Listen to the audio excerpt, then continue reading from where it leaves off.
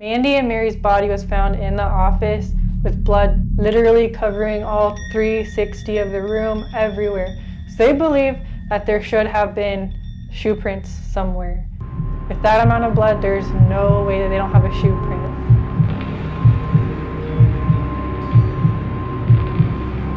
They only had maybe one murder a year, sometimes no murders. They hardly ever had any crime. And usually if a murder happened, they were very quick to find out who did it, because generally it was just maybe a love triangle. But on September 4th at 8 p.m., the usual truck driver that delivers bread to the Dolly Madison Bakery, he showed up as usual around 8 o'clock. Normally he'll just walk in the front door because the door is always unlocked. But this time the front door was locked. That's odd, right? Because if they're expecting him, they should leave the door unlocked. So the delivery driver gained entry through the garage, and he walked right around the corner and he discovered 2 bodies covered in blood. The delivery driver quickly called the manager of the store and let her know that there was 2 dead bodies in the back. The Kansas Bureau of Investigation and detectives all showed up to the scene because there's a double homicide. And normally, like I said earlier, there's very little murder, so this was very suspicious, along with how gruesome the murder was. The detectives very quickly secured the scene so there would be no tampering with the evidence, and they did a grid pattern search of the field that's just north of the bakery. The detectives were very quickly to identify the 2 bodies. The first one was Mandy Alexander, who was 24 at the time. Her friends and family described her as happy-go-lucky and very bubbly, while some people also described her as taking a while to warm up to you, maybe a little shy, but she was a very, very sweet girl. Mandy just had started this job 3 days ago, and she was still in the process of training, so she shouldn't have been left alone, but somebody had called out that night, so she ended up picking up that shift and ended up closing the bakery. The second victim was 79-year-old Mary Drake. She was born and raised in Great Bend. She loved Saturday Night Live, and she loved spending time with her kids and grandkids. She also often attended a Catholic church, and she frequented that bakery. The detectives quickly realized that the murder must have happened around 5:30 or 6, which, if you look at this picture, you would see that it's on a very busy street, and it was during rush hour, so there should be a lot of witnesses. The following day, they decided to look for some witnesses.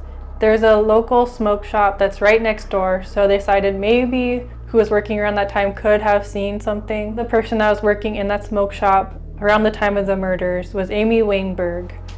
Amy recounted that she heard some dragging sounds around the time of the murder, which to her sounded more like just the bread cart that they used to move back and forth the stock. She also said that she had heard some gurgling sounds that night, which she just assumed was raccoons because they have a lot of raccoons in the neighborhood.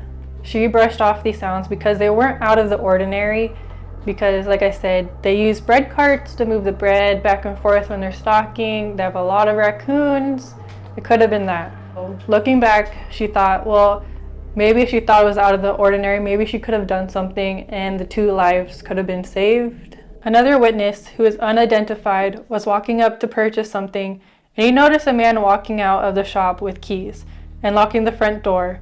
He claimed that they were closed. This man was described as a white male, 30 to 35 years old, 6'1" or 6'2", and weighed around 175 pounds. His hair was light brown to blonde and had a couple-day-old beard growth. He was wearing a faded black t-shirt, blue jeans, and a baseball cap. With that information, the detectives used a local ATM camera, and on that footage, they could only see the sidewalk of the bakery. But what they did see was a man walking towards the north side where the parking lot is with blood covering his shoes. So this is definitely the murder suspect. The detectives also never found the keys to the bakery nor the murder weapon. The local carnival was just the day before the murders, so the police and the detectives all theorized that maybe the murder suspect was from out of town. Since they don't have any actual evidence, just people claiming that they saw somebody walking out around the same time as the murderers, they believed that maybe this murderer could have been somebody's friend or neighbor, but this is all just speculation at this point. This person wasn't going around bragging to their friends about the murder. Their possible motive is that Mandy was supposed to testify on a drug case, so maybe this person murdered her and just staged it as a robbery so they wouldn't get caught. Another possible suspect was Robert Cobell. He was Mindy's ex-husband, but he was in jail at the time for drug-related crimes.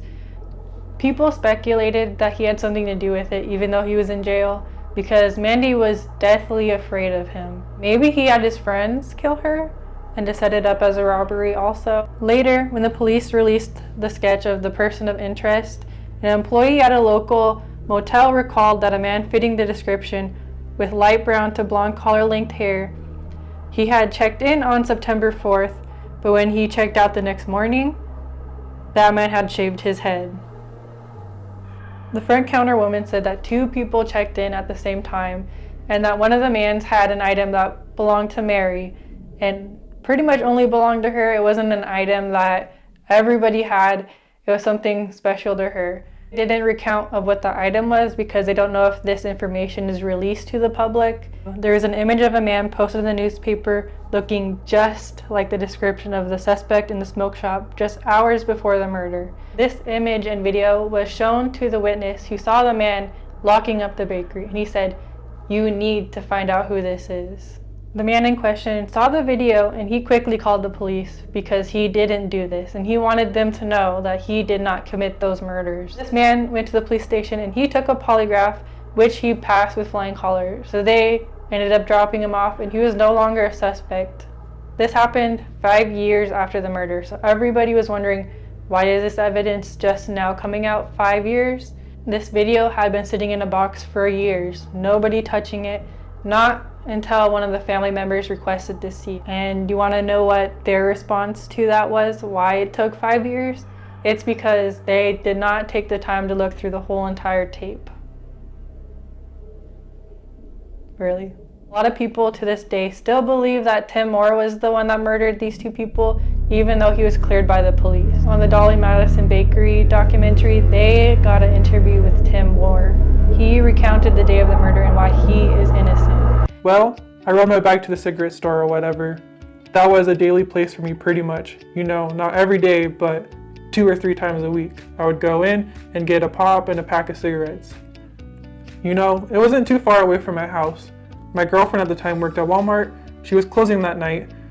Later on that night, I got in my pickup to go pick her up, and when we went down Harrison Street, there was cops and blue lights all over by that store.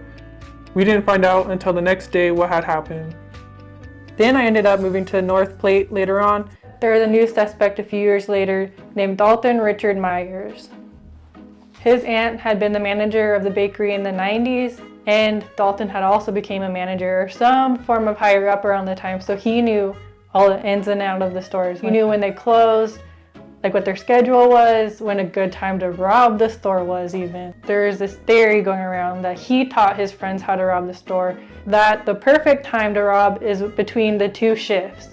When one is counting the till, another one's busy counting the money, that's the perfect time to rob the store. Connie was a friend of Mandy, and she was in the room when Dalton taught Roy, her ex-husband, how to rob the place. She claimed that Dalton taught Roy that during shift change, they would have a money bag and they would put it in this hole that looked like there used to be a drawer, but there no longer was. There's like an empty slot.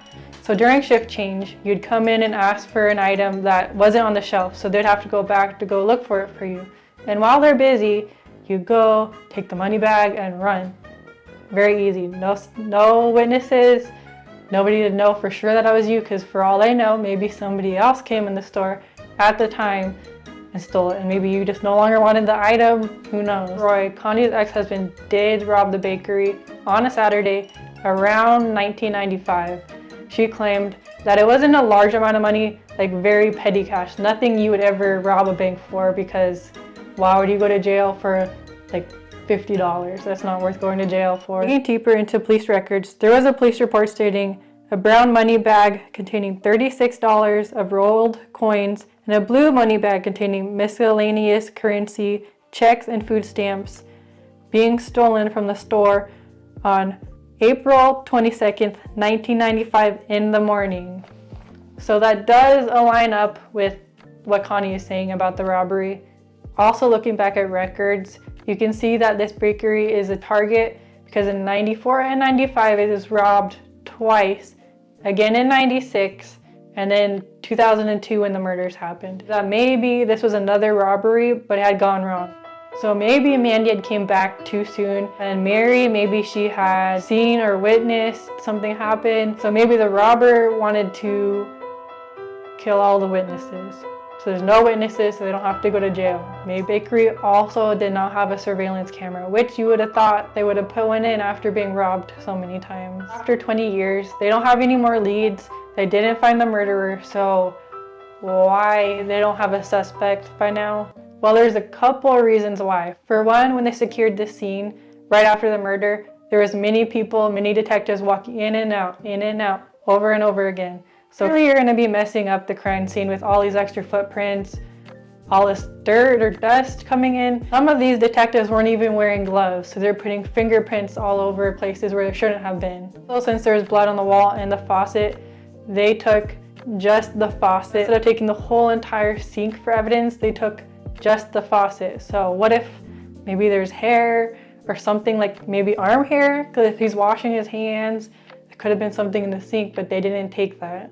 The murder happened in the office. So if you think about it, the only fingerprints that should be there are employees. Any fingerprints that aren't Mary's or any of the employees should have been caught. Reggie was hired to clean up the crime scene after it had been cleared, and he said that in the trash they had thrown away bloody paperwork and a lot of stuff that were in the office that had been covered in blood. They threw it away. They didn't even process it.